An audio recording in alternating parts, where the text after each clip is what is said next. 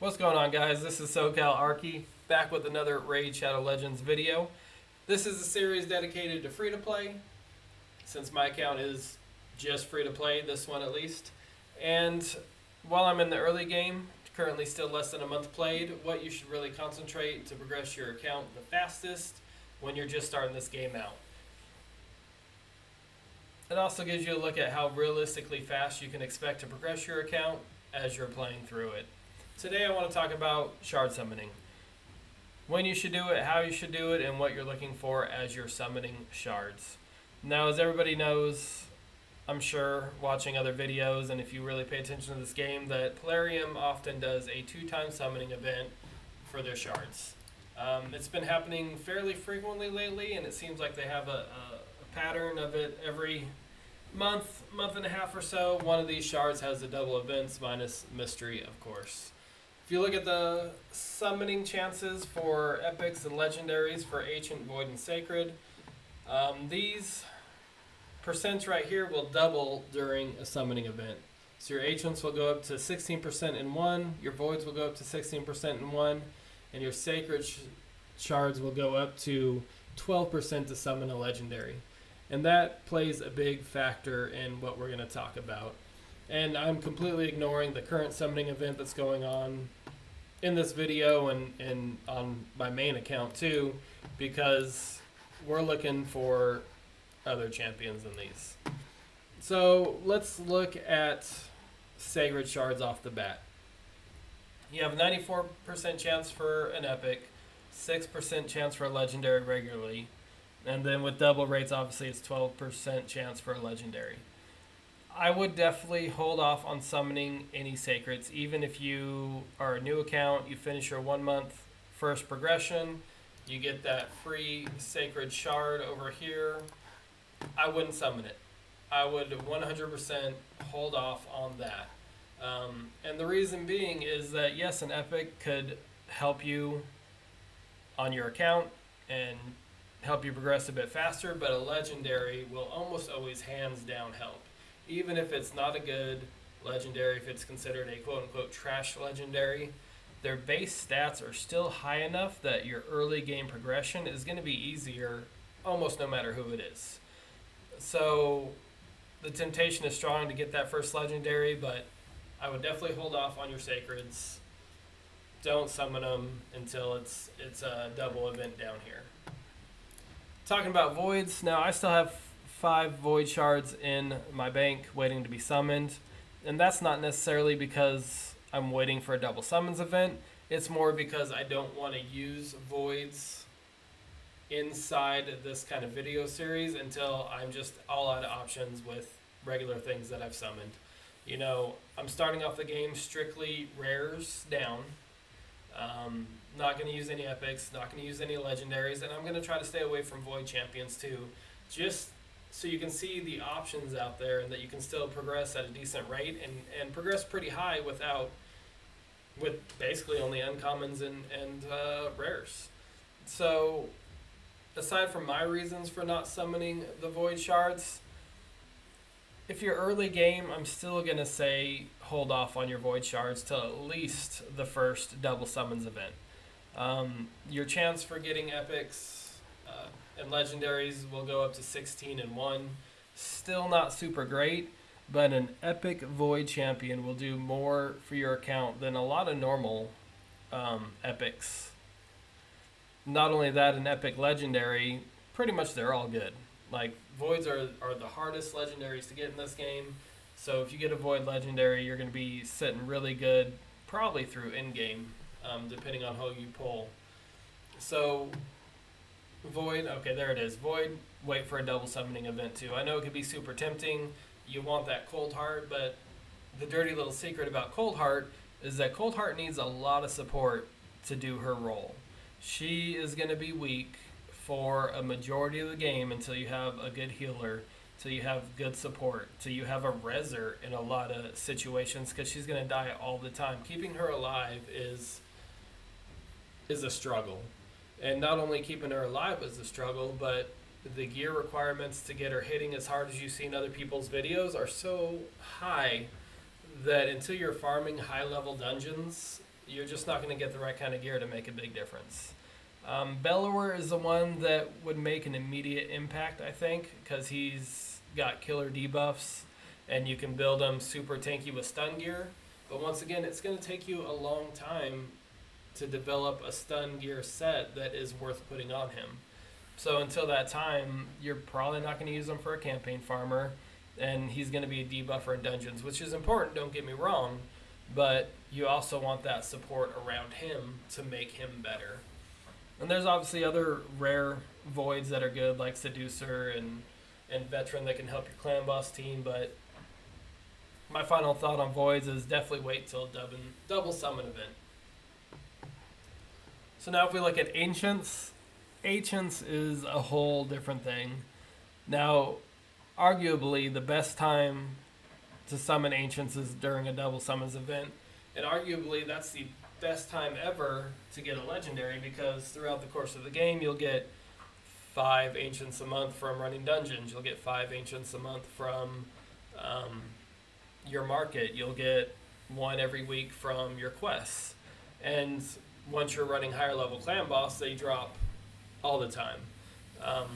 On my main account, if I'm not buying any shards whatsoever, by the time I get a double summon event around, I have generally about 60 to 70 ancient shards just from saving them up, which most of the time I get a legendary because it's a 1% rate. And that's how I've really built that account and got moving, more so through summoning ancients than summoning sacred shards on a double event. But in your early game, you are going to need some champions to work with and progress your account.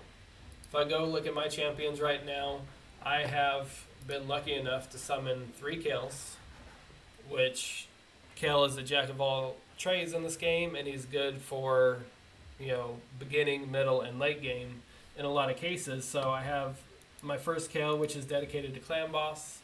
I'm building up my second Kale to be an arena nuker. And my third Kale, if I don't get a better campaign farmer by then, is going to be geared purely towards campaign farm. And it's very important to have a different Kale for campaign farm and your clan boss, because the need to stack accuracy and HP and defense on your clan boss Kale means that they will farm the campaign a lot slower than if you can actually do crit rate, crit damage, speed, and some HP to keep them alive. So right off the bat, summoning every blue shard I've gotten over the past 20-something days, 3 Kales off the bat makes it worth it. Instead of waiting for a double event, my progressing team would not look good. We'll just put it that well. Other notable pulls that I have that's going to help my account progress for a long time is Bogwalker for the clan boss with his decreased attack. I pulled a Soulbound Bower, which is an amazing champion. Basically, she's a mini Cold Heart, if you want to think of her that way. She doesn't have the max HP, but she has a full turn meter depletion on her A3.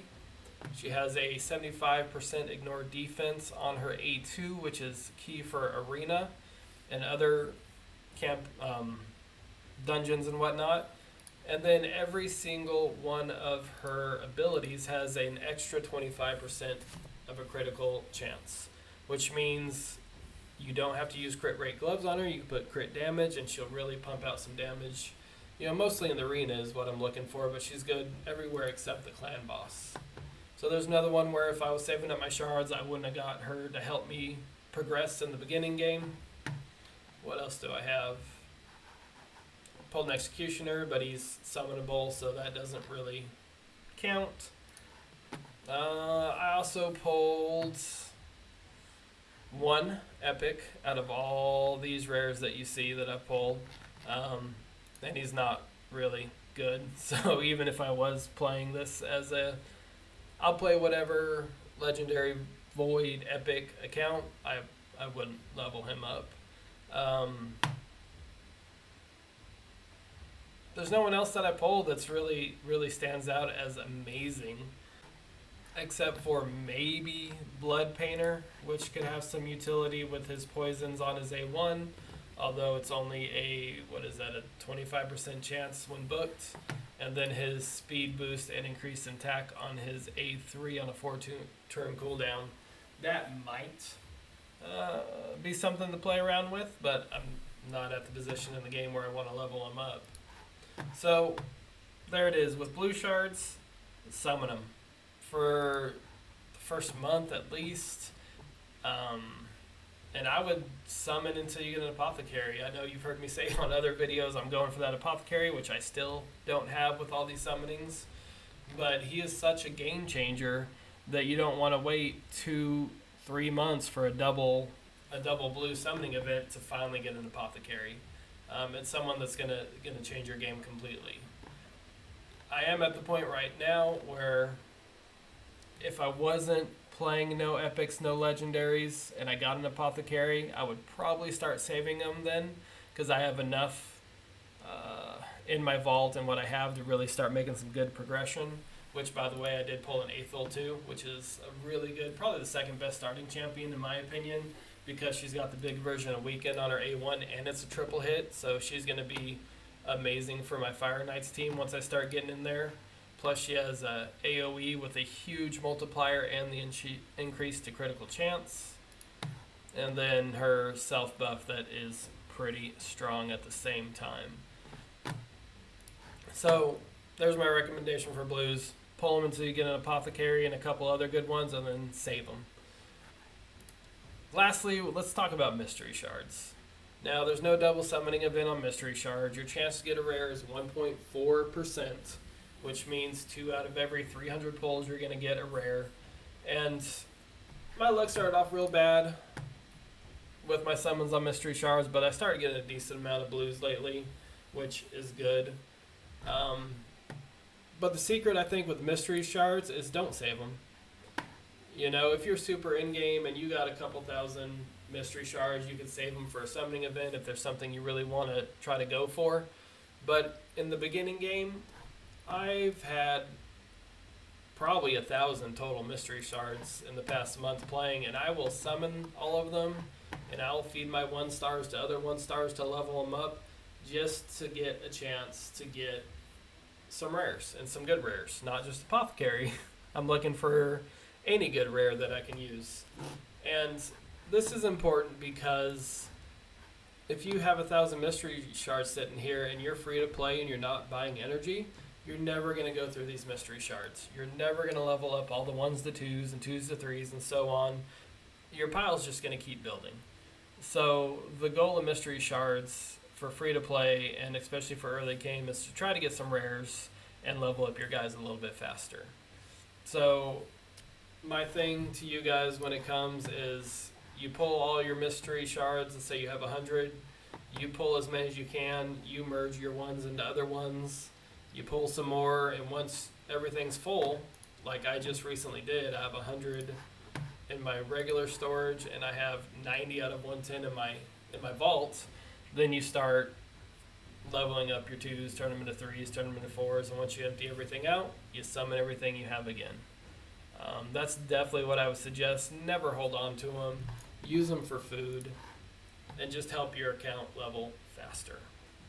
So that's it. That's my take on summoning shards in free-to-play and early game. How soon you should do it. Is it worth waiting on what? If you guys like these videos and how they're geared, don't forget to like and subscribe and leave some comments down below if you have any questions about super early game. If you're struggling, if you just want some general advice, I'm always there to answer. So, until next time, peace out.